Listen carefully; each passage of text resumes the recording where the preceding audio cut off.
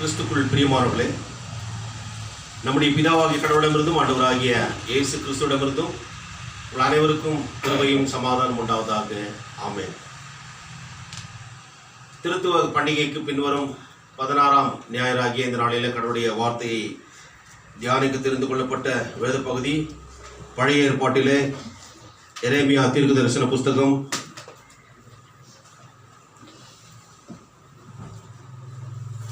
11ஆம் அதிகாரம் வசனங்கள் 18 முதல் 20 வரை மறுபடியும் வாசித்து நாம் தியானம் செய்வோம்.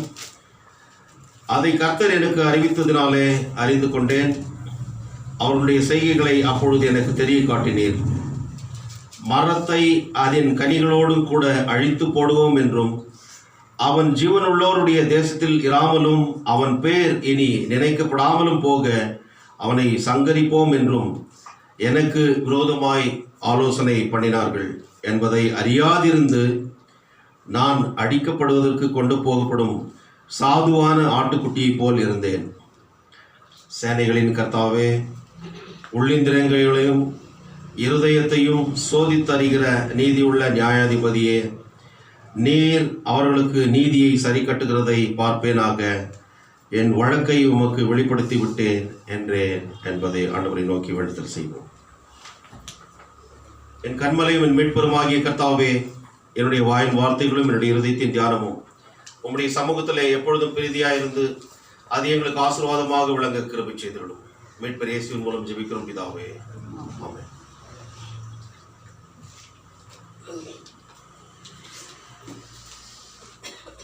கிறிஸ்துக்குள் பிரியமானவர்களே,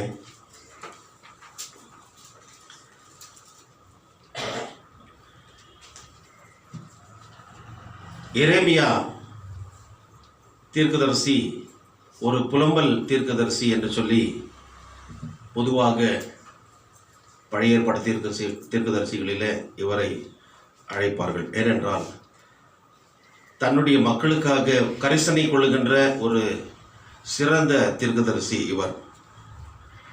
இந்த நாளிலே வாசிக்க கேட்ட இந்த தியான பகுதி எரேமியா 11:18-20. That is his first lament, to which God responds in chapter 11:22-23. Sorry.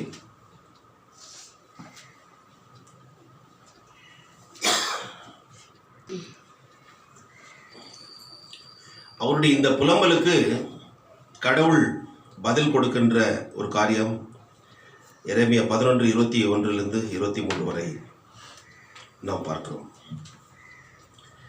யாராவது ஒருவர் இங்கிலீஷில் படிக்கும்படி கேட்டுக்கொள்கிறேன். எரேமியா 11:18-20. Because the Lord revealed the path to me, I knew it, for at the time He showed me what they were doing. I had been like a gentle lamb led to the slaughter. I did not realize that they had plotted against me, saying, "Let us destroy the tree and its fruit.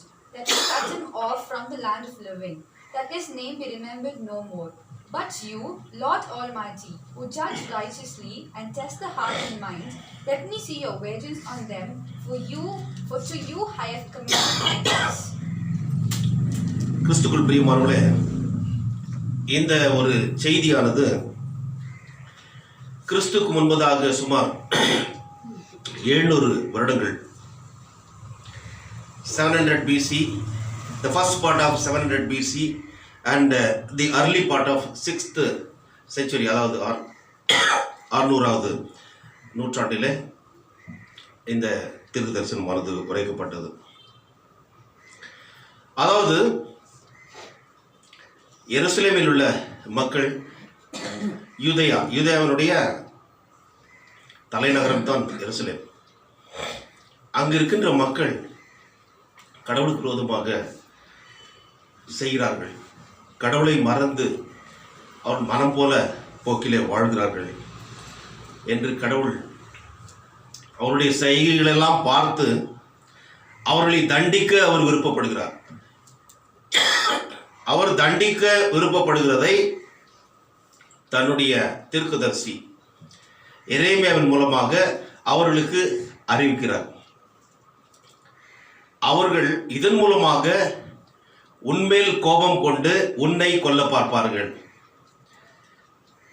என்ற ஒரு செய்தி அவருக்கு வருகிறது. ஆனால் இதை அறியாமல் அவர் கடவுளுடைய ஊழியத்தை சிறப்பாக செய்கிற காரியத்தை இங்கே பார்க்கிறோம். அவர்கள் என்னை பிடித்து கொண்டாலும் கொல்ல நினைத்தாலும் என்னை கொன்று போட சதி திட்டம் தீட்டினாலும் கூட கடவுள் என்னை காப்பார் என்று சொல்லி அந்த விஷயத்தை கடவுளிடத்திலேயே ஒப்பு கொடுக்கிறேன் என்று சொல்லுகின்ற காரியத்தை இந்த 3 வசனம். கிறிஸ்துக்குள் பிரியமானவர்களே, இந்த உலகத்தில் வாழ்கின்ற போது இந்த உலகத்தில் 100 வயதானாலும் கூட வாழ வேண்டும் என்ற ஆசை எல்லாருக்கும் உண்டு. சீக்கிரம் மரித்து போக வேண்டும் என்று யாரும் விரும்புவது கிடையாது, இல்லைங்களா? யாராவது விரும்புகிறாங்களா? ஒரு 100 வயசுக்காரர் நீங்கள் போய் கேளுங்க, நீங்கள் சாக விரும்புகிறீங்களா? இல்லை, யாரும் சொல்ல மாட்டாங்க. ஆனால் யார் சொன்னாலும் சரி, சொல்லாவிட்டாலும் சரி, மரணம் என்பது எல்லாருக்கும் நிர்ணயம் பண்ணப்பட்டிருக்கிறது கடவுளால். God has already prescribed or determined a final destination in all life. மனிதர்களும் இந்த உலகத்தை விட்டு கடந்து செல்ல வேண்டும், எல்லா உயிரினங்களும் இந்த உலகத்தை விட்டு கடந்து செல்ல வேண்டும். இது கடவுளுடைய திட்டம். அதை ஏன் என்று நாம் கேள்வி கேட்க முடியாது.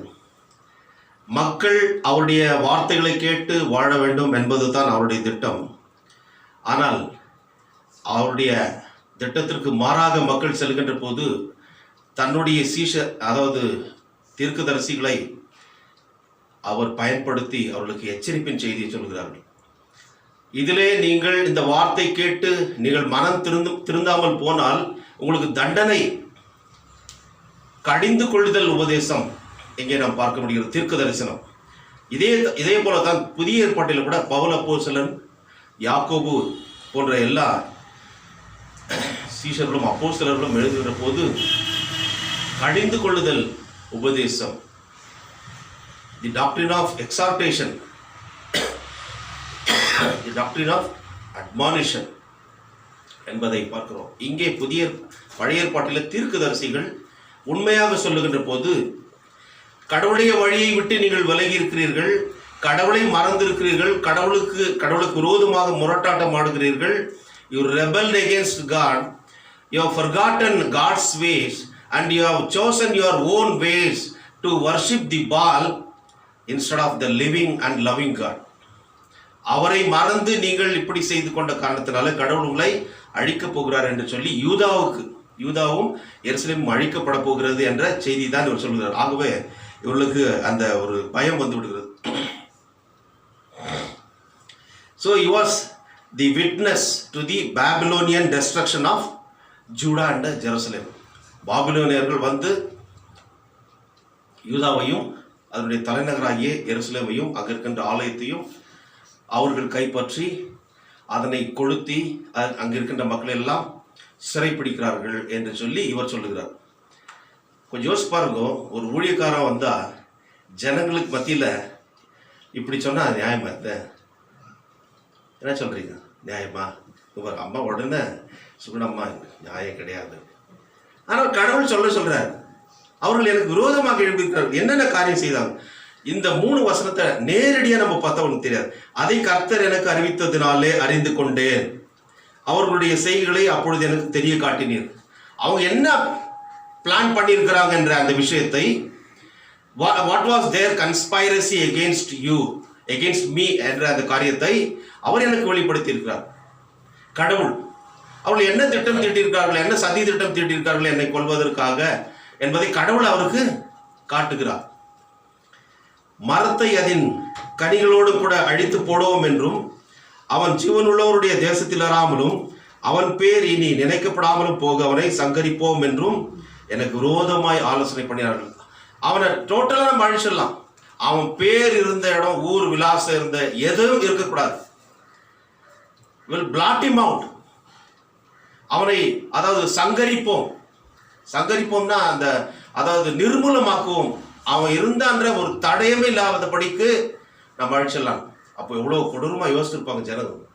ஆனால் கடவுள் சொன்ன அந்த தீர்க்க தரிசனத்தை இவர் போய் தைரியமாக சொன்னார். அவர்கள் இப்படியெல்லாம் ஆலோசனை பண்ணிக்கொண்டு எனக்கு விரோதமாக ஆலோசனை பண்ணினார்கள் என்பதை நான் அறியாதிருந்து நான் அடிக்கப்படுவதற்கு கொண்டு போகப்படும் சாதுவான ஆட்டுக்குட்டியை போல இருந்தேன். ஆண்டவராகிய இயேசு கிறிஸ்து கூட தெரியும், அவர் அடிக்கப்பட்டு ஒப்பு கொடுக்கப்படுகின்ற அந்த நிகழ்வு ஆண்டவருக்கு தெரியும். ஆனால் கூட அவர் எப்படி தன்னை ஒப்பு கொடுத்தார்? ஏசாயா 53 அந்த விஷயத்தை நாம் பார்க்கிறோம். ஏசாயா 53 எடுத்துக்கொள்ளுங்கள், 7ஆம் வசனம். அவர் நெருக்கப்பட்டும் ஒடுக்கப்பட்டும் இருந்தார், ஆனாலும் தம்முடைய வாயை அவர் திறக்கவில்லை. அடிக்கப்படும்படி கொண்டு போகப்படுகிற ஒரு ஆட்டுக்குட்டியை போலவும் தன்னை மயக்கத்திற்கு முன்பாக சத்தமிடாதிருக்கிற ஆட்டை போலவும் அவர் தம்முடைய வாயை திறவாதிருந்தார். கிறிஸ்துக்குள் பிரியமானவர்களே, இங்கே ஆண்டவராகிய இயேசு கிறிஸ்து கூட மிக அமைதியாக இந்த பாடுகளை எல்லாம் ஏற்றுக்கொண்டார், உனக்காக எனக்காக. இங்கே இந்த அருமையான தீர்க்கதரிசி எரேமியா கூட தன்னுடைய மக்கள் தனக்கு விரோதமாக எழும்பி என்னை கொல்ல பார்க்கிறார்கள் என்பதை கடவுள் எனக்கு தெரிவித்த பிறகுதான் இதை தெரிந்து கொண்டேன். ஆனால் கூட எனக்கு இந்த விஷயம் தெரியாதனால நான் ஒரு ஆட்டுக்குட்டி போல தான் ஒரு சாதாரணமாக அந்த ஒரு ஜென்ட்லாக இருந்துட்டேன். அடுத்ததாக அந்த காரியத்தை சொல்லு, சேனைகளின் கர்த்தாவே, உள்ளிந்திரங்களையும் இருதயத்தையும் சோதி தருகிற நீதியுள்ள நியாயாதிபதியே, நீர் அவர்களுக்கு நீதியை சரி கட்டுகிறதை பார்ப்பேனாக. நீதிக்கு சொந்தக்காரர் நீர், உம்மிடத்தில் அந்த காரியத்தை நான் ஒப்புக் கொடுக்கிறேன். அடுத்து I want to file a case against these people. ஆனால் நீதி நியாயன்றது நீர் தான் சாமி முடிப்பனர், நான் I am not a judge. அவர் அழகான அந்த வார்த்தை சொல்றார், என் வழக்கை உமக்கு வெளிப்படுத்தி விட்டேன் என்றேன். அப்போ அவருக்கு என்ன ஒரு ஆசைன்னா, என்னுடைய அந்த மக்களை அழிக்க வேண்டும் என்ற ஒரே எண்ணம் அவருக்கு இல்லை, அவர்கள் காப்பாற்றப்பட வேண்டும் கடவுளுடைய கருணையினாலே, மனதுருக்கத்தினால அவர்கள் காப்பாற்றப்பட வேண்டும் என்ற எண்ணம் அவருக்கு இருந்ததுனால இந்த வழக்கை உம்மிடத்தில் ஒப்படுகிற சாமி, நீர் நீதி விசாரியும், நீர் என்ன செய்கிறீரோ அதை உம்முடைய இஷ்டப்படி செய்யும் என்று சொல்லி. அப்போ அந்த ஜனங்களை அவர் நேசிக்கிறார் என்பதை தான் இதன் மூலமாக நாம் தெரிந்து கொள்ள முடிகிறது. ஆனால் கடவுளுக்கு தெரியும், அவர்கள் நீ அவங்க கையில் மாட்டினேன்னா அவ்வளோதான், சின்ன பின்னா படுத்திடுவாங்க, எச்சரிக்கையாக இருன்னு சொல்கிறேன், ஆனாலும் உன்னை நான் கைவிட மாட்டேன், காப்பாற்றுவேன். ஊழியத்தில் கூட ஊழிய பாதையில் கடவுளுடைய ஊழியத்திற்கு என்று வருகின்ற போது கடவுள் அவர்களை பாதுகாக்கிறார். அநேக சூழ்நிலைகளில் பாதுகாக்க முடியாத ஒரு சூழ்நிலையில் அவர்கள் இரத்த சாட்சியாக மரிக்க அனுமதிக்கிறார். ஆதி அப்போஸ்தலர்கள் சீஷர்கள் எல்லாரும் யோவானை தவிர இரத்த சாட்சியாக மரித்தார்கள். இரத்த சாட்சியாக மரிக்கின்ற அந்த ஒரு காரியத்திற்கு பார்க்கின்ற போது மார்டூரியா, bearing witness, how through dying, through giving their precious life for the sake of Christ and also for the gospel. சுவிசேஷத்திற்காகவும் கிறிஸ்துவுக்காகவும் தன்னுடைய விலையேற்பற்ற ஜீவனை கொடுக்க சம்மதிக்கின்ற ஒரு நிகழ்வு தான் மார்டூரியா, bearing witness. அதை எப்படி அவர்கள் நிறைவேற்றினார்கள் என்று பார்க்கின்ற போது ஆதி அப்போஸ்தலர்கள் ரத்தம் சிந்தி, ஆங்கிலத்தில் பார்க்கின்ற போது மார்டையர் என்று இருக்கும், கிரேக்க வார்த்தையில் மார்டூரியா என்று இருக்கும். ரத்தம் சிந்தி அவர்கள் சாட்சியாளர்கள். ஆகவே எல்லாரும் ரத்தம் சிந்தி கடவுளுக்கு சாட்சியாக வேண்டும் என்பது கடவுளுடைய திட்டம் அல்ல. ஆனால் சிலரை அந்த காரியங்களில் அப்படி அவர் அனுமதிக்கிறார், அநேகரை அவர் காப்பாற்றுகிறார். எல்லா ஜனமும் சேர்ந்து ஒரு மனுஷனுக்கு விரோதமாக சதி திட்டம் தீட்டுகின்ற போது எப்படி இருக்கும் கொஞ்சம் யோசிப்பார், அதைத்தான் பார்க்கணும். ஆனால் அவர்களுக்கு இப்பேற்பட்ட ஒரு அழிவு வரும் என்று சொல்லி கடவுள் இந்த 11th சாப்டர் பிகினிங்லேருந்து அதை சொல்லுகிறார். அதில் 7ஆம் வசனம் பாருங்க, நான் உங்கள் பிதாக்களை எகிப்து தேசத்திலிருந்து வர பண்ணின நாள் முதல் இந்நாள் மட்டும் நான் அவர்களுக்கு திடசாட்சியை என் சத்தத்தை கேளுங்கள் என்றும் ஏற்கனவே சாட்சி விளங்கத்தக்க விதமாக எச்சரித்து வந்தேன். என்னுடைய சாட்சி கேளுங்கன்னு சொல்லி அவர் என்ன பண்றாரு, எச்சரிப்பை கொடுத்து வருகிறார். எப்போ அந்த எகிப்திலிருந்து அவளை விடுதலை பண்ணி கொண்டு வந்த அந்த நாள் முதற்கொண்டு இந்த காரியத்தை அவர் செய்கிறார். ஆனால் அவர்கள் அடுத்த வசனம், ஆனாலும் அவர்கள் கேளாமலும் தங்கள் செவி சாயாமலும் போய் அவரவர் தம் பொல்லாத இருதய கடினத்தின்படி நடந்தார்கள். இங்க தெள்ள தெளிவாக இருக்கிறது, கடவுளுடைய எச்சரிப்பை அவர்கள் மீறினார்கள், செவி சாயாமல் போனார்கள்.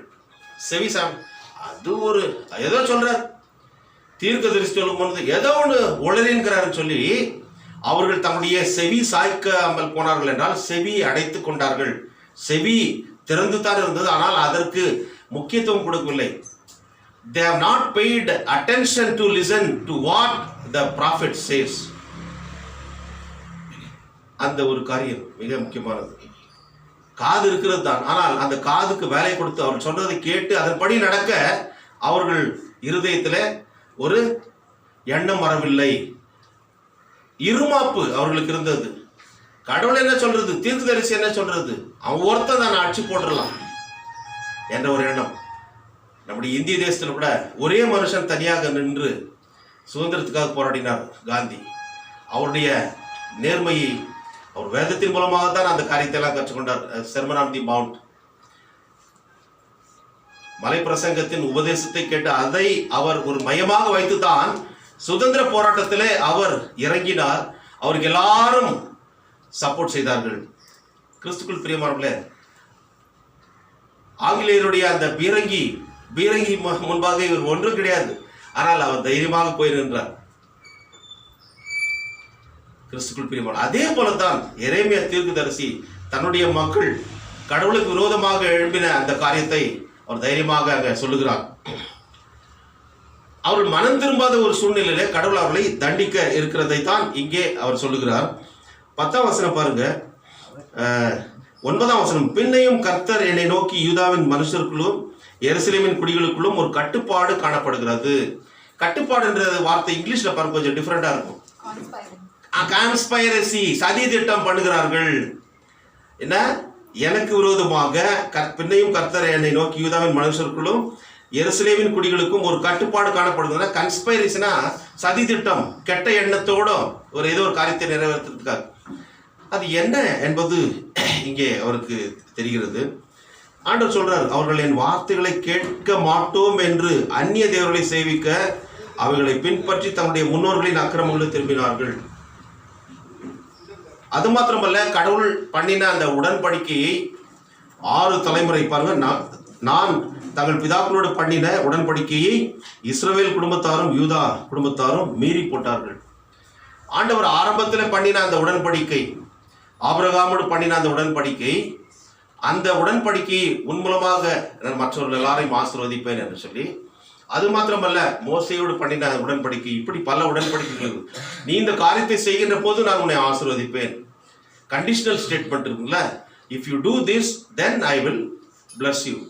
எல்லாவற்றையும் அவர் ஆசீர்வதிக்க, அவர் ஏதோ சும்மா ஒப்பு சப்பான்ற கணக்கு கிடையாது. சில காரியங்களை அவர் தாராளமாக கொடுத்தார். Unconditional covenant and some covenants are conditional covenants. இந்த காரியங்களை செய்கின்ற போது தான் நாமும் கூட கிறிஸ்தவ வாழ்க்கையில இந்த காரியங்களெல்லாம் நிறைவேற்றுகின்ற போது, அவருக்கு ஏற்ற ஒரு ஜீவித்தை ஜீவிக்கின்ற போது தான் பரலோகத்திற்கு நாம் சொந்தமானவர்கள். இல்லை என்றால் நாம் மனம் போன போக்கில நாம் செல்லுகின்ற போது, that is our own ways, that is our own choices. But if you prefer to walk or run or move in God's way, then that will lead us to eternal life. அது நித்தியத்திற்கு நம்மை வழிநடத்தும். ஆகவே கடவுளுடைய சித்தத்தின்படி அவர் மெச்சிக்கொள்கின்ற ஒரு வாழ்க்கையை நாம் வாழாமல் போகின்ற போது கடவுள் நம்மை தண்டிக்கிறார், நம்மை அடிக்கிறார். அந்த தண்டனை தான் இவர்களும் ஏற்றுக்கொண்டார்கள். அந்த காரியத்தை சொல்கின்ற போது தான் இவருக்கு இப்பேற்பட்ட மிரட்டல் வருகிறது, கொலை மிரட்டல். கிறிஸ்துக்குள் பிரியமானவர்களே, ஆகையினாலே இதோ அவர்கள் தப்பித்துக் கொள்ள மாட்டாத தீங்கை அவர்கள் மேல் வரப்படுவேன். அவங்க செய்த காரியத்துக்காக ஆண்டவர் சொல்லுகின்ற காரியம் 16ஆம் வசனம் பாருங்க, அவர்கள் தப்பித்துக் கொள்ள முடியாத தீங்கை அவர்கள் மேல் வரப்பண்ணுவேன். அப்பொழுது என்னை நோக்கி கூப்பிடுவார்கள், நான் அவர்களை கெடாதிருப்பேன் என்று கர்த்தர் சொல்கிறார். ஆண்டவர் சொல்லுகின்ற போது, இது அவர் தீர்க்கதரிசி மூலமாக சொல்லப்படுகின்ற போது கேட்காதவர்கள், அதன் பிறகு எவ்வளவுதான் அவங்க கத்தினாலே தண்டிக்கப்படும் போது கடவுள் கேட்க மாட்டார். அதை சொல்றார், நான் சொல்லுகின்ற போது நீ கேள். நீ வாழ்கின்ற காலத்துல கடவுளை தொழுது கொள்ள வருகின்ற போது, கடவுளுடைய வார்த்தையின் மூலமாக உபதேசிக்கப்படுகின்ற போது, அறிவுறுத்தப்படுகின்ற போது, அதன் பிரகாரமாக நாம் நடக்காமல் போனால் நம்முடைய வழி தாறுமாறாக போகும். Our ways will go, our life will go in an opposite manner. ஆனால் அது அப்படி போய் சின்ன பின்னமான பிறகு மறுபடியுமாக கடவுளத்தில் சேர வேண்டும் என்று கடைசி நேரத்தில் அந்த கள்ளனை போல கடைசி நேரத்தில் சாகும்போது போலன்னா எப்போ சாகுறது தெரியாது. கரெக்ட் தானே? யாருக்கா தெரியுமா நம்மளுக்கு எப்போ கடைசி நேரம் என்று தெரியாது. ஆகவே உடனடியாக நாம் மனம் திரும்பி கடவுளத்தில் சேர, கடவுளை நோக்கி எப்பொழுதும் பார்த்து நம்முடைய வாழ்க்கையை ஒப்புக் கொடுக்கின்ற போது நம் கடவுள் நம்மை எந்த ஒரு சூழ்நிலையிலிருந்தும் மீட்டெடுப்பார். கிறிஸ்துக்குள் பிரியமானவர்களே, இங்கே அவர்கள் செய்த இன்னும் 2 காரியத்தை நம்ம பார்க்கணும். 14ஆம் வசனம். இப்பேற்பட்ட பாருங்க, அங்க சொல்றாரு, இப்பேற்பட்ட ஜனங்க இவ்வளோ தப்பு செய்திருக்கும் போது நீ போய் இந்த தீர்க்கதரிசனம் சொல்ல அவர்களை நான் அழிக்க போகிறேன். பாபிலோன் ராஜா வந்து அவர்களை முற்றுகையிட்டு யூதாவில் உள்ள எல்லா மக்களையும் எருசலேமையும் அவன் கைப்பற்றி அங்கே இருக்கின்ற தேவாலயத்தையும் அவன் சூறையாடி கொளுத்தி எல்லாம் சூறையாக்கப்படும். எல்லாரும் சிறைப்பிடிக்கப்படுவார்கள், கொன்று குவிக்கப்படுவார்கள், நாடு கடத்தப்படுவார்கள். இதுதான் நடக்க போகிறது. அதை சொல்லு போய் அவர் தைரியமா சொல்றார். அதே நேரத்தில் என் மக்களை எப்படியாவது காப்பாற்றும் என்று சொல்லி ஒரு வேதனையோடு அவர் புலம்புகிறார். ஆண்டவர் என்ன சொல்றார்? நீ அதை செய்யாத, அதனால் நீ இந்த ஜனத்துக்காக விண்ணப்பம் பண்ண வேண்டாம். அப்போ எவ்வளவு கோபம் கொப்பளிச்சிருந்து கொஞ்சம் பாருங்க. see the wrath of God against his people. தான் தெரிந்து கொண்ட சொந்த ஜனம், ஆனால் சொந்த ஜனமாக இருந்தாலும் கூட அவர்கள் தவறு செய்கின்ற போது தண்டிக்கிறவர் அவர் தான் நீதிபரர். என் வீட்டில் இருக்கிறவங்க தப்பு செய்கிறாங்கன்னா அதை நான் தட்டி கேட்கக்கூடாதா? எங்கள் வீட்டில் இருக்கிறவங்க தானே செய்தாங்க போட்டோன்னா அப்போ என்ன அது? அநியாயம். கடவுள் தெரிந்து கொண்டவர்கள் சாட்சியாக வாழ வேண்டும் என்பது தான். உன்னையும் என்னையும் தெரிந்து கொண்டிருக்கார் என்றால் நீயும் நானும் மற்றவர்கள் மத்தியில் சாட்சியாக வாழ வேண்டும். அதன் மூலமாக ஆண்டவரை அவர்கள் கண்டு கொண்டு அவருடைய சிலுவை நிலையில் வர வேண்டும். அதுதான் கடவுளுடைய திட்டம். இங்கே அவர்களுக்காக நீ மன்றாடவும் கெஞ்சவும் வேண்டாம். கெஞ்சல இஸ் a weeping prophet. அழுது மன்றாடி எப்படியாவது என்னுடைய ஜனங்களை காப்பாற்றும் சொல்லி அவர் கேட்டிருக்கலாம். இந்த அழிவிலிருந்து காப்பாற்றும் என்று சொல்லி கேட்டுக்கலாம். ஆண்டவர் சொல்றார், போதும்பா, என்னால் சகிக்க முடியல. அவர்கள் செய்கின்ற அக்கிரமம் என்ன பண்ணாங்க? படைத்த தெய்வமாகிய என்னை அவர்கள் விட்டார்கள் என்பதை இங்கே நம்ம பார்க்கிறோம். 17ஆம் வசனம் பாருங்க. பாகாலுக்கு தூபம் காட்டுகிறதுனால எனக்கு கோபம் உண்டாக்க இஸ்ரவேல் குடும்பத்தாரும் யூதா குடும்பத்தாரும் தங்களுக்கு கேடாக செய்த பொல்லாப்பு நிமித்தம் உன்மேல் தீங்கு வர பண்ணுவேன் என்று உன்னை நாட்டின் சேனைகளின் கர்த்தர் சொல்கிறார். அவர்களை ஒரு ஒலிவ கிளையாக அவர் நாட்டுகிறார். யார? இஸ்ரவேலையும் யூதாவையும்.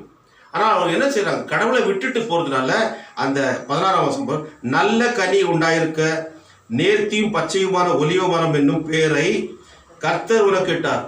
நீ எப்போ செழிப்பா இருக்கணும், செழிப்பா இருக்கணும், சாட்சியா இருக்கணும், உண்மையா இருக்கணும், உத்தமமா இருக்கணும், சன்மார்க்க நெறியோடு நீ வாழ வேண்டும், கடவுளுக்கு ஏற்ற அவரை பின்பற்றி செல்கின்ற ஒரு நல்ல வாழ்க்கை வாழ வேண்டும் என்ற எண்ணத்தோடு அவர்களுக்கு என்ன பெயரை வச்சாரு?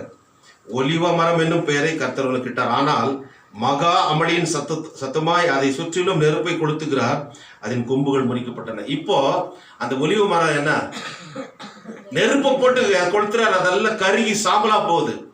காரணம் யாரு? அவர்களே தான்.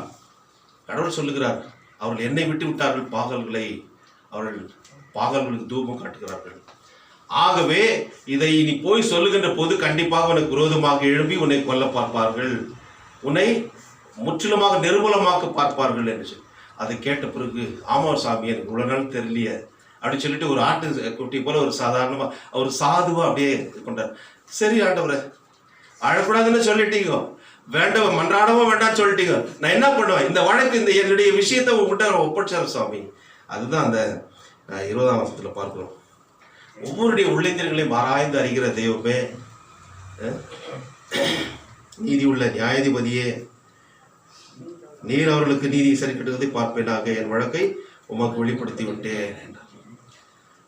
அந்த கேஸ் அவர்கிட்டயே ஆண்டவர்கிட்டயே ஒப்பு கொடுத்துறார். நீரே நீதிபதி, நீரே வழக்காடக்கூடியவர் இல்லையா? அவர் பரிந்து பேசுகிறவர் இல்லையா? இவர் ஏற்கனவே பரிந்து பேசின மனுஷன். அப்போ இவர் அவர்களுக்கு தண்டனை வேணும்னு சொல்லி எப்படி விரும்பார்? அதனால he surrenders his issue matter to God. ஆண்டவரிடத்திலேயே ஒப்பு கொடுக்கிறதை பார்க்கிறோம். இப்படி ஒப்பு கொடுக்கிற போது கடவுள் அதை பார்த்துக் கொள்வார். ஐயோ இப்பேற்பட்ட ஒரு ஆபத்திலிருந்து இவருடைய சதி திட்டத்திலிருந்து என்னை காப்பாற்றும் என்று சொல்லி அவர் முறையிடவில்லை. ஆனால் கடவுள் இன்றைக்கு நாம் வாசி கேட்ட 54ஆம் சங்கீதத்தில் என்ன சொல்கிறார் பாருங்க. அங்கே கூட தாவீது தங்களிடத்தில் ஒளித்துக் கொண்டிருக்கிறான் என்று சீப்புரார் வந்து சவுலுக்கு சொன்ன போது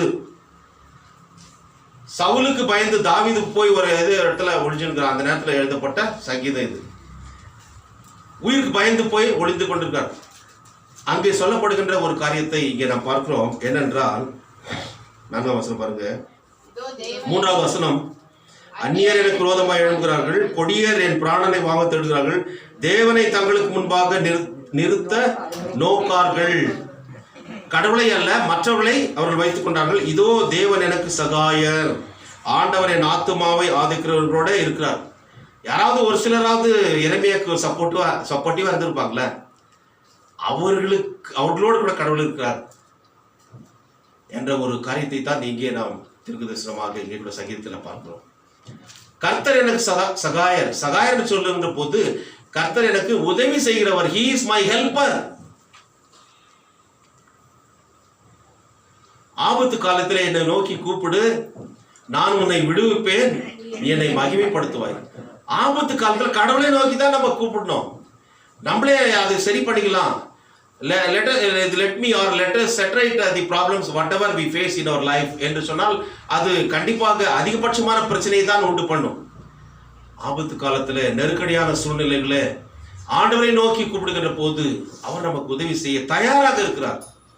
நம்முடைய பாரங்களை கஷ்டங்களை அவர் ஏற்றுக்கொண்டார். ஆகவே தான் சொல்கிறார், உலகத்தில் உங்களுக்கு பிரச்சனைகள் உண்டு, உலகத்தில் உங்களுக்கு உபத்திரங்கள் உண்டு, ஆனாலும் திடன் கொள்ளுங்கள், தைரியமாக இருங்கள். Take heart, don't lose heart, don't lose your hope. நீங்கள் மனம் தளர்ந்து போகாதீர்கள், நம்பிக்கை இழந்து போகாதீர்கள். நான் உலகத்தை ஜெயித்தேன், அவரை பின்பற்றுங்கள், நாமும் கூட உலகத்தை ஜெயிப்போம். அவர் உங்களை விசாரிக்கிறவர் ஆனப்படினால் உங்கள் கவலைகள் எல்லாம் அவர் மேல் வைத்து விடுங்கள். எவ்வளோ கவலை, செகண்ட் வேவ் வந்துச்சு, இப்போ போகுது, தேர்ட் வேவ் வருதுன்றாங்க. எவ்வளோ கவலையாக இருக்குதுல்ல? கவலை இருக்குதா இல்லையா? கண்டிப்பாக கவலை இருக்குது. சின்ன பிள்ளைங்க மட்டும் தான் பாதிக்கப்படுறாங்கன்னு சொல்லி இப்போ பெற்றோர்கள் வந்து சந்தோஷமா இல்லை, பரவாயில்ல நம்ம we are all escaped from this plot என்று சொல்லி. இது யாரால் விரிக்கப்படுகிறது இந்த சதிவலை என்று பார்த்து பிசாசினால இல்லை கடவுளால் அனுமதிக்கப்பட்டாது நமக்கு தெரியாது. ஆனாலும் கூட யாரும் மறிக்கக்கூடாது என்ற இடத்தோடு நம்ம எல்லாருக்காக ஜெபிக்கிறோம். என்னுடைய மக்கள் அது எந்த மதத்தை சேர்ந்தவனாலும் சரி, அவன் எல்லாரையும் நம் நேசிக்கின்றபடினாலே எல்லாருக்காகவும் நாம் ஜெபிக்கிறோம். அதைத்தான் கடவுள் விரும்புகிறார் இல்லைங்களா? ஒரு குடும்பத்தில் பெற்றோர் பிரியமான பிள்ளைகளும் உண்டு, பெற்றோர் கீழ்ப்படுகிற பிள்ளைகளும் உண்டு, கீழ்ப்படியாமல் உதாரித்தனமாக ஓடுகின்றவர்களும் உண்டு. அப்படித்தான் நம்ம நினைத்துக் கொள்ள வேண்டும்.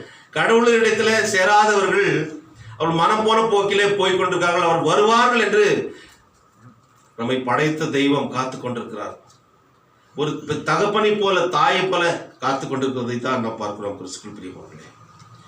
ஆகவே அவரிடத்துல நம்ம ஒப்பு கொடுப்போம். இங்கே பார்க்கின்ற போது கர்த்தர் எனக்கு சகாயர், எனக்கு உதவி செய்கிறார், என்னுடைய ஆத்துமாவை, அதாவது ஆண்டவர் என் ஆத்துமாவை ஆதரிக்கிறவர்களோடு இருக்கிறார், அவர் என் சத்துருக்களுக்கு தீமை சரி கட்டுவார், உமது சத்திய நிமித்தம் அவர்களை நிர்மூலமாகும். இது வந்து தாவீது சொல்ற ஸ்டேட்மெண்ட் அந்த இது. ஆனால் இங்கே அவர் சொல்லுகின்ற ஒரு காரியம், இந்த வழக்கையே ஒப்பு கொடுக்கிறார். நான் நியாயத்திற்கு வரல, நான் உம்முடைய ஊழியன், நான் உம்முடைய தீர்க்கதரிசி சுவாமி, நீ என்ன சொல்கிறார்? ஒருவேளை என்னுடைய உயிரை அவர்கள் எடுத்துக்கொள்வார்கள் என்றால் அதுதான் நம்முடைய திட்டமா இருந்தால் okay, I am ready for that. ஆனால் கடவுள் என்ன பண்றார்? அவரை காப்பாற்றுகிறார். அதைத்தான் நீங்க பாருங்க, இதோ தேவன் எனக்கு சகாயர், ஆண்டவரின் ஆத்துமாவை ஆதரிக்கிறவரோட இருக்கிறார் என்றால் என்னை அவர் காப்பாற்றுகிறார் என்று சொல்லி கிறிஸ்துக்குள் பிரியமானவர்களே, இன்றைக்கு நாம் வாசிக்க கேட்ட நிருப வாக்கியத்தில் பார்க்கின்ற போது, சுவிசேஷ வாக்கியத்தில் பார்க்கின்ற போது இங்கே நாம் பார்க்கிறோம். மார்க் எழுதின சுவிசேஷம் 9:30-37. அங்கே ஆண்டவராகிய இயேசு கிறிஸ்து கூட நாம் பாடுகள் மூலமாக, உபத்திரத்தின் மூலமாக ரத்தம் சிந்தி மறைக்க போகிறதை சிஷ்யர்களுக்கு சொல்லுகிறார். ஆனால் அதை கேட்டு அவர்கள் அப்படியே வருகிறார்கள். வழியில் வருகின்ற போது அவர்களுக்குள்ள ஒரு எண்ணம் வருகிறது. என்ன எண்ணம்? யார் பெரியவன்ற எண்ணம் வருது. ஆண்டவர் சொல்றாரு, ஒரு கட்டத்தில் தான் இப்படியாக நான் மறிக்க போகிறேன்னு சொல்லி அவர் சொல்றாரு. இந்த பாடுகளை நான் சகிக்க வேண்டும் என்று சொல்லி அவர் சொல்லுகின்ற போது பேதுரு ஒரு வார்த்தை சொல்றார். என்னன்னு? ஆண்டவரே, இது போன்ற ஒரு சம்பவம் நடக்கக்கூடாது. நாங்களாம் இருக்கும்போது நீ எப்படி சொல்லலாம்? நீ விட்டுருவோமா நாங்க? இல்லையா? அந்த காரியத்தை அவர் செய்தார் பேதுரு. ஏன்னா அவர் அதுக்கு முந்திரி கொண்டன்னு சொல்லுவாங்க. எந்த விஷயத்துக்கும் முந்தி வர்றவர். அவர் அரெஸ்ட் பண்ணும்போது யார் ஃபர்ஸ்ட் வாழை எடுத்து காதை வெட்டுந்து? பேதுரு தான். அவர் சொல்றாரு, ஆண்டவரே, இது போன்ற காரியம் உங்களுக்கு சம்பவிக்க கூடாது. we are here to protect you. அப்ப ஆண்டவர் சொல்றாரு, எனக்கு பின்னாக போ சாத்தானே என்றார். யாரு? சீஷனை, கூடவே இருந்து இருக்கிற சீஷனை, நீ மனுஷனுக்குரியவர்களை சிந்திக்கிற, தேவனுக்குரியவர்களை நீ சிந்திக்கல. So he came to fulfill God's plan in this world. ஆண்டவராகிய இயேசு கிறிஸ்து. அதே போலத்தான் நாமும் கூட இந்த உலகத்துல கடவுளுடைய சித்தத்தை நாம் நிறைவேற்ற வேண்டும். இங்கே அவர்களுக்குள்ள ஒரு தர்க்கத்தை பாரு, யார் பெரியவன் சொல்லி. ஆனா பெரிய தீர்க்கதரிசி யாரு? எரேமியா, ஏசாயா, எசேக்கியேல், இவர்களாலும் மேஜர் ப்ராஃபிட்ஸ். அவங்களால எந்த அளவுக்கு ஹம்பிளா இருக்கிறாங்க, மன்றாடுறாங்க, போயிட்டு கெஞ்சுறாங்க. ஏட்டா, நீ மன்றாடாத, நீ அழாத, நீ ஜனங்களுக்காக. ஆனால் இவர்கள் சீஷர்கள். ஆண்டவர் எப்படி கற்றுக் கொடுக்குறாரு? ஒரு சின்ன பிள்ளையை வச்சு இது போல உடைய குணாதிசயம் மாற வேண்டும். இது போன்ற காரியங்களின் மூலமாக அவர்களை டோட்டலாக, என்னப்பா லீடர்ஷிப்னா என்ன? வாட் இஸ் லீடர்ஷிப் என்று பார்க்கின்ற போது ஸ்டீவர்ட்ஷிப், ஹம்பிள்னஸ். உன்னை தாழ்த்துகின்ற போது தான் பெரிய காரியங்களை உன்னால் செய்ய முடியும். ஆகவே தான் இயேசு கிறிஸ்து பிசாசை ஓட்டினது போல, அதாவது மரித்தவர்களை குணமாக்கினது போல, நோயாளிகளை குணமாக்கினது போல சீஷர்களும் செய்தார்கள். ஏனென்றால் கடவுள் சொல்லுகிறார், நீ சின்ன பிள்ளை போல நீ மாறு, நீ பெரியவன் சொன்னேன்னா நீ அவ்வளவுதான் தள்ளிடுவார் ஆண்டவர். தாழ்மை உள்ளவனுக்கு கிருபை அளிக்கிறார், மேட்டிமையானவனை அவர் தூரத்திலிருந்து அறிகிறார். இன்றைக்கு நாம் வாசி கேட்ட நிருப வாக்கியத்தை பார்க்கிறோம். அங்கே அந்த காரியத்தை பாருங்கள். தேவனுக்கு கீழ்ப்படியுங்கள். எஸ், ஆமா, படிக்குமா? அது அதுக்கு மேல பாருங்க, 6ஆம் வசனத்தில் அவர் அதிகமான கிருபையை அளிக்கிறாரே, அதனால் தேவன் பெருமை உள்ளவர்களுக்கு எதிர்த்து இருக்கிறார். நீ அந்த லீடர்ஷிப் யார் பெரியவன் சொல்லும் போது அதை எதிர்க்கிறார் கடவுள். எரேமியா போல ஹம்பலா இருக்கிறார். தாழ்மை உள்ளவர்களுக்கோ கிருபை அளிக்கிறார் என்று சொல்லி இருக்கிறது. அதிகமான கிருபை. அந்த வசனம் பாருங்க, மேல பார்க்கும்போது அவர் அதிகமான கிருபை அளிக்கிறாரு. எவ்வளவு அந்த அபவுண்டிங் கிரேஸ், நிறைந்த கிருபையை கடவுள் கொடுக்கிறாரு. அப்படி இருக்கும்போது அந்த கிருபையிலே நம்ம வாழலாம் தானே. கிருபை என்று சொல்லுகின்ற போது it is God's love loving the unlovely. What is grace? It is God's love loving the unlovely. கிருபை என்பது கடவுள் தகுதியற்ற நமக்கு கிடைக்கின்ற கடவுளுடைய ஈவு, அன்பின் ஈவு. இன்றைக்கு நம் பாவிகளா இருக்கிறோம். பாவத்தின் சம்பளம் மரணம் என்று இருக்குது. யாருமே இருந்திருக்க முடியாது. ஆனால் நம்முடைய பாவத்திற்கு தக்கதாக நம்மை தண்டிக்காமல் கடவுள் நம்மை வைத்திருக்கிறாரே, அதுதான் கிருபை. புரிஞ்சுக்கல? That is a simple way of understanding what is grace in our life. பாவத்தின் சம்பளம் மரணம் சொல்ற, ஒரு பாவம் செய்தாலும் அதுக்குரிய தண்டனை. ஆனால் கடவுள் கிருபா சம்பன்னராய் நம்மை காப்பாற்றி வருகிறார். ஏன்?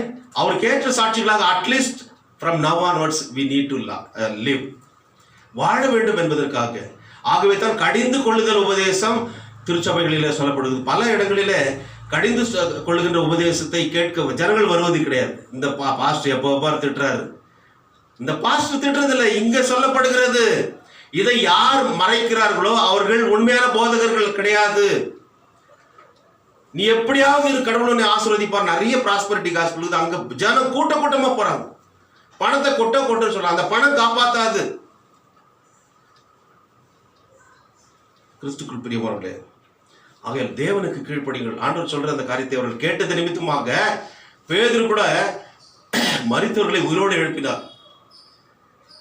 அவருடைய அந்த நிழல் பட்டே குணமானார்கள் என்று சொல்லி அப்போஸ்தலர் நடவடிக்கைகளில் பார்க்கிறோம். பேதுரு நடந்து போகும்போது நிழல் பட்டே ஏசாமி கூட அந்த காரியத்தை செய்யறார். அவர் சொல்றாரு, என்னை விசுவாசிகள் என்னை காட்டிலும் பெரிய காரியங்களை செய்வார்கள். அந்த காரியத்தை அவர் நிறைவேற்ற காரணம் கீழ்ப்படிந்தார்கள் அப்போஸ்தலர்கள். கிறிஸ்துக்குள் பிரியமானவர்களே, நாமும் கூட கடவுளுடைய சித்தத்திற்கு கீழ்ப்படிய வேண்டும். மனம் போன போக்கிலே அன்றைக்கு யூதா மக்கள், எருசலேம் மக்கள் போனார்கள், தண்டனை அனுபவித்தார்கள். ஆனால் அந்த தண்டனையிலிருந்து காப்பாற்றப்பட வேண்டும் என்றால் அவருக்கு கீழ்ப்படிய வேண்டும். அப்பொழுதுதான் பெரிய காரியங்களை செய்ய முடியும். எங்கே கூட நாம் அந்த வசனத்தை பார்க்கிறோம். தேவனுக்கு கீழ்ப்படிந்தீர்கள், பிசாசுக்கு எதிர்த்திருங்கள், அப்பொழுது அவன் உங்களை விட்டு ஓடி போவான். Humble yourself, submit yourselves before God and resist the devil and it will flee from you. நீ கடவுளுக்கு அதாவது நீ கீழ்ப்படியாமல், அவருக்கு நீ உன்னை ஒப்பு கொடுக்காமல், அவருடைய சித்தத்தின்படி நீ வாழாமல், அதாவது அவர் எதிர்பார்க்கின்ற ஒரு காரியத்தை உன்னுடைய வாழ்க்கையில செய்யாமல் உன்னால் எதையும் செய்ய முடியாது. பிசாசு வந்தா உன்னை கிளியரா ஆக்கிபை பண்ணிடுவான். ஆனால் நீ இந்த கடவுளுக்கு கீழ்ப்படுகின்ற போது, அவருடைய பிள்ளையாய் வாழ்கின்ற போது நீ பிசாசை எதிர்க்க முடியும், அவனை ஓட்ட முடியும், அவன் ஓடி போவான் என்று தான் நீங்க யாக்கோபு அப்போஸ்தலன் கூட சொல்லுகிறார். கிறிஸ்துவின் பிரியமானவர்களே, ஆகவே அந்த ஒரு குணாதிசயம் நமக்கு இருக்க வேண்டும். எப்பொழுதும் தாழ்மைப்பட வேண்டும். 10ஆம் வசனம் பாருங்க. இன்றைக்கு வாசிக்கிட்ட சுவிசேஷம் நிருபத்திலே பார்க்கிறோம். கர்த்தருக்கு முன்பாக தாழ்மைப்படுங்கள், அப்பொழுது அவர் இந்த உலகத்துல உயர வேண்டும் என்றால் முதலாவது என்ன பண்ணோம்? கடவுளுக்கு கீழ்ப்படினோம். கடவுளுக்கு கடைசி வரைக்கும் கீழ்ப்படினோம். கீழ்ப்படியும் போது அவர் என்ன பண்றாரு? He will provide us wisdom. இல்லைங்களா? கர்த்தருக்கு பயப்படுதலே ஞானத்தின் ஆரம்பம்.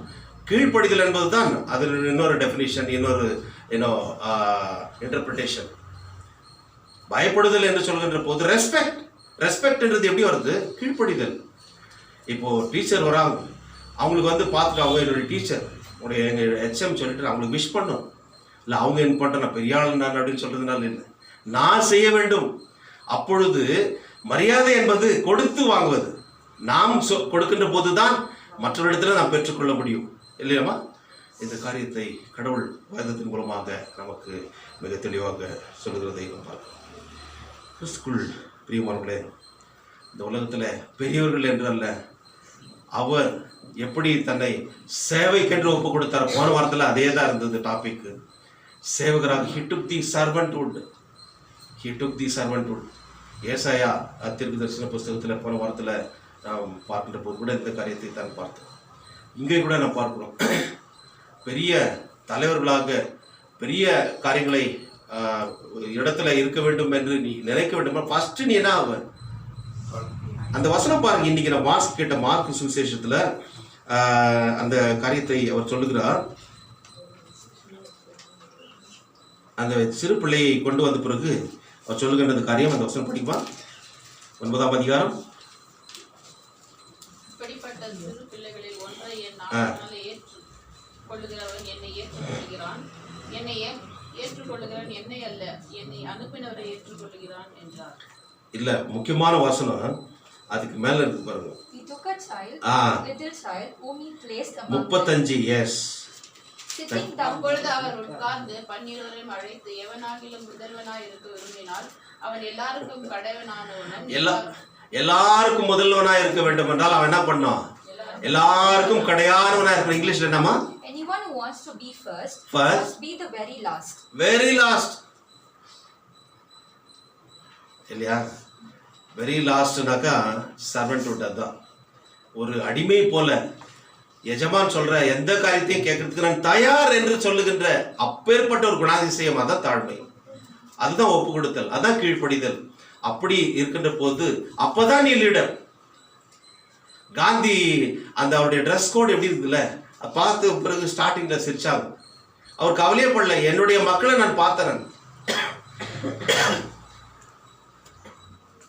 So easy replica of India. அந்த நாட்களிலே அவ்வளவு ஏழ்மை வறுமை இருந்தது. உங்களுடைய ஆட்சியிலே உங்களுடைய ஆதிபத்தியத்திலே என்னுடைய மக்கள் இப்படியாக இருக்கிறார்கள் என்பதை அவர் காட்டினார். அவர் கவலைப்படல. அது ஆரம்பத்தில் அவரை கேவலமா பார்த்தவங்க கடைசியில் எல்லா இடத்துலையும் அவர் போனார். அதே போன்ற ஒரு நிலைமை. அவர் அதுக்காக கவலைப்படலை. என்னுடைய மக்கள் என்ற ஒரு எண்ணம். அதே போல கிறிஸ்துவுக்குள் பிரியமானவர்களே, எரேமியா தன்னுடைய மக்கள், அதே போல தெரிந்து கொண்ட மக்களை கடவுள் ஏன் தண்டிக்கிறார் என்றால் அவர் வழியை விட்டு விலகுகிற போது அந்த தண்டனை கிடைக்கிறது. கடைசியாக ஒரே ஒரு அவசரம் சொல்லி முடிக்கிறேன். உங்களில் யாக்கோபு, இன்றைக்கு கேட்ட யாக்கோபு நிருபத்திலே பார்க்கின்றோம். யாக்கோபு நிருபம் 3ஆம் அதிகாரம் 13ஆம் வசனம். உங்களில் ஞானியும் விவேகியமா இருக்கிறவன் எவனோ அவன் ஞானத்திற்குரிய சாந்தத்தோட தன் கிரியைகளை நல்ல நடக்கையினாலே காண்பிக்க கடவன். நீ பெரிய ஆளு தான், ஆனாலும் நிறைய பேர் என்ன பண்ணுவாங்க, வாயை திறக்காம இருப்பாங்க. வாயை திறக்காம தான் நீ ஞானின்னு அர்த்தம். பைபிள்ல இருக்கு வசனம். தேவையான நேரத்துல மட்டும் நீ வாயை திறந்து பேசு. அடிக்கடி நீ அதில் போய் எதை சொன்னேன்னா நீ ஞானி கிடையாது. ஆனா நீ வாயை திறக்காம இருந்தேன்னா ஞானி. அதுக்காக எல்லா நேரத்திலையும் எல்லாரும் வாய முடிந்துடாதீங்க. அநீதி ஏற்படும் போது தட்டி கேட்கணும். கடவுள் கேட்டார், உங்களில் ஞானியும் விவேகியமா இருக்கிறவன் எவனோ அவன் ஞானத்திற்குரிய சாந்தத்தோட தன் கிரியைகளை நல்ல நடக்கையிலே காண்பிக்க கடவன். நல்ல நடக்கையில ஏதோ ஒரு காரியம் செய்தது, அது ஒரு டர்னிங் பாயிண்ட், ஒரு திருப்பு முனையாக இருக்க வேண்டும். வாழ்க்கையில சொல்லப்பட வேண்டும், நான் வாழ்ந்து முடித்து விட்டேன், ஆனால் இவர் செய்த காரியம் சொல்லப்பட வேண்டும். இவர் போல யார் என்று ஊர் சொல்ல வேண்டும் என்று சொல்லி ஒரு கவிஞர் எழுதுகிறார். அப்படி ஏதாவது ஒரு remarkable achievement we need to do in this world, in this life. அறிஞர் அண்ணா ஒரு முறை போப்பாண்டவரை சந்திக்க அவருக்கு நேரம் கொடுக்கப்பட்டிருந்தது. தெரியல, அறிஞர் அண்ணா யாரு? ஆமா, தமிழ்நாடு முன்னாள் முதலமைச்சர், வெரி கிரேட் ஸ்காலர், பேரறிஞர் அண்ணா. அவருடைய பேச்சை கேட்கறதுக்காகவே பேச்சை கேட்டு மயங்காதவர்கள் யாரும் கிடையாது. அப்பேற்பட்ட ஒரு பெரிய அறிஞர் போப்பாண்டவரை சந்திக்க அவருக்கு 5 நிமிடம் நேரம் ஒதுக்கப்பட்டிருந்தது. அவரை போய் சந்திக்கிறார். இத்தாலியில, ரோம்ல சந்திக்கின்ற போது அவர் பேச வேண்டும். என்ன பேசுகிறீர் என்று சொல்லி அவர் 5 நிமிடம் பேச ஆரம்பித்தார். என்ன பேசி முடித்தார் என்றால், நான் மகாத்மா காந்தி வாழ்கின்ற இந்திய தேசத்தின் தென்கோடி மாநிலத்திலிருந்து, தமிழ்நாட்டிலிருந்து நான் வருகிறேன் என்று சொல்லி ஆரம்பித்து 5 நிமிஷத்துல பேசி முடிச்சிட்டார். ஆனா அவர் பேசுற பேச்சு ரொம்ப சுவாரஸ்யமா இருக்கிறத, ரொம்ப இன்ட்ரெஸ்டிங்கா இருக்கிறத பார்த்து போப்பாண்டவர் சொன்னார், இன்னும் பேசுங்க மேல அப்படி. அதன் பிறகு அவர் தொடர ஆரம்பிச்சார் பேச்சு. பேசி 55 நிமிடம் பேசி அவர் முடித்தார். அதுக்கு மேல பேசல, அவரு ஸ்டாப் பண்ணிட்டார். அந்த பேச்சில் அவர் சொக்கி போனார் என்று சொல்லியிருக்கு. அப்படியே மெய் மறந்து போனார், அந்த அளவுக்கு அவருடைய பேச்சு இருந்தது. அப்போ போப்பு ஒரு வார்த்தை சொன்னார் அண்ணாதுரை பார்த்து, உங்களுக்கு என்ன நீங்க கேட்டாலே நான் தரேன் அப்படின்ட்டார். நீங்க எதை கேட்டாலே தரேன். அப்போ அண்ணாதுரை சொன்னார், நான் எதை கேட்டாலே தருவீங்களா அப்படின்னு. நீ எதை கேட்டாலே தரேன். ஒருவேளை அவர் ரோமை கேட்டு வாங்கிட்டு இருந்துக்கலாம், இல்லை வாட்டிகன் சிட்டி கேட்டு வாங்கிட்டு இருக்கலாம். ஏன்னா அதுக்கு அவர் தான் இன்சார்ஜ். அது ஒரு குட்டி நாடு, அதனுடைய பொறுப்பாளி அவர் தான், ஹெட்டு. ஆனால் அவர் அது கேட்கல. ஒரு விஷயத்தை கேட்டார்.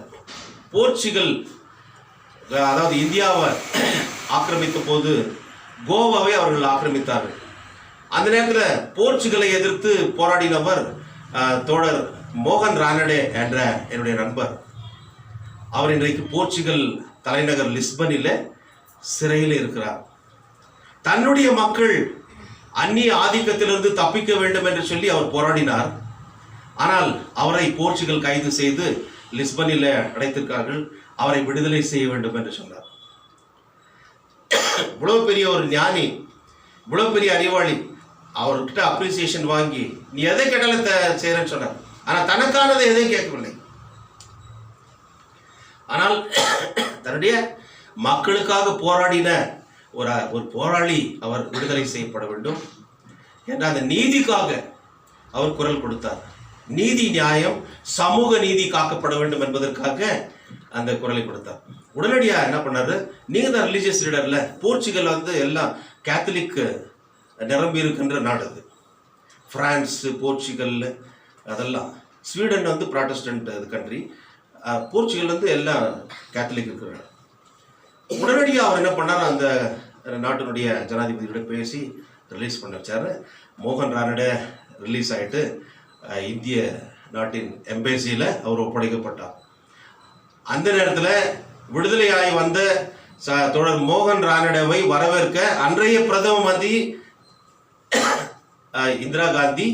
திருமதி இந்திரா காந்தியும் தமிழ்நாட்டிலிருந்து ஒரு பாராளுமன்ற உறுப்பினர் எம்பி நாஞ்சில் மனோகரன் அவர் போயிருக்கிறார். அந்த நேரத்தில் விடுதலையானவர் வந்து பார்க்கிறார். உங்களை நாங்கள் வரவேற்கிறோம் என்று சொன்னார்கள். அவர் எங்கெங்க தேடி பார்க்கிறார். என்னுடைய விடுதலைக்காக குரல் கொடுத்தவர் யார், அவரை நான் பார்க்க வேண்டும், அண்ணாவை பார்க்க வேண்டும் என்று சொல்லி. ஆனால் அந்த நேரத்தில் அன்னை இந்திரா காந்தி ஒரு காரியத்தை சொன்னார்கள். என்ன என்றால், அண்ணாதுரை அவர் மரித்து போனார்.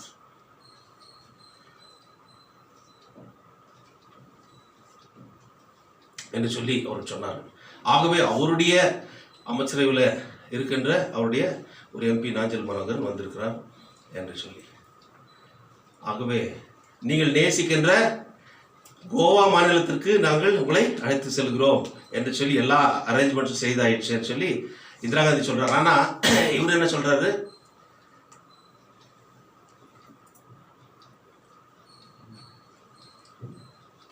அதுதான் ஒரு உண்மையான ஒரு நன்றி செலுத்துகின்ற ஒரு காரியம். என்ன செய்தார், என்னுடைய மக்களுக்காக நான் போராடினேன், ஆனால் என்னுடைய மக்கள், அதாவது கோவாவில் இருக்கின்ற மக்கள் என்னுடைய விடுதலைக்காக அவர்கள் எதையும் செய்யவில்லை. ஆகவே அவர்களை நான் பார்க்க செல்லாமல் என்னுடைய விடுதலைக்காக போராடி அதனை வாங்கி கொடுத்த அண்ணாவுடைய சமாதியை நான் பார்க்க வேண்டும் என்று சொல்லி அவர் சென்னைக்கு வந்தார். உடனடியாக இந்திரா காந்தி அந்த காரியத்தை ஏற்படுத்தினார். கிறிஸ்துவுக்குள் பிரியமானவர்களே, கொஞ்சம் வரும் மனிதநேயம். தன்னுடைய மக்கள் மீட்கப்பட வேண்டும், தன்னுடைய மக்கள் காக்கப்பட வேண்டும். யாரோ ஒருத்தர் அவர், ஆனால் இவரும் யாரோ ஒருத்தர். ஆனால் மனிதநேயம், அந்த ஹியூமனிட்டி, கடவுள் மனிதநேயத்தை நேசிக்கிறவர். ஆகவே தான் இன்றைக்கும் மக்களை அவர் கரிசனையோடு அவர் காத்து வருகிறார். ஒரு கம்பேஷனேட் காட், மனதுருக்கமுள்ள கடவுள், கனிக்கர உள்ள தேவர் என்று சொல்லி கன்னடத்தில் பார்க்கலாம். அந்த ஒரு மனதுருக்கத்தோடு கடவுள் நம்மை காப்பாற்றுகிறார். நமக்கு விரோதமாக எப்பேற்பட்ட கொரோனாவோ மற்ற விதத்தில் எதிர்ப்புகள், போராட்டங்கள், உபத்திரவங்கள் நம்மை சூழ்ந்து கொண்டாலும், சஞ்சலப்படுத்தினாலும், அலசடிப்பட்டு நாம் வாழ்ந்தாலும் கூட கடவுள் நம்மோடு கூட இருக்கின்ற போது அவர் நம்மை காக்க வல்லவர். அதைத்தான் இறைவனுடைய வாழ்க்கையில பார்த்தோம். நம்முடைய வாழ்க்கையில கூட கடவுள் அதைத்தான் எதிர்பார்க்கிறார். அவருக்கு ஏற்ற சாட்சிகளாக இந்த உலகத்தில் வாழ கடவுள் தாமே கிருபை செய்வாராக. ஆமென். லாபத்துக்கு மேலான தெய்வீக சமாதானம் நம்முடைய இருதயங்களையும் சிந்தனைகளையும் கிறிஸ்து இயேசுக்குள்ளாக நம்மை பலப்படுத்தி காப்பாராக. ஆமென்.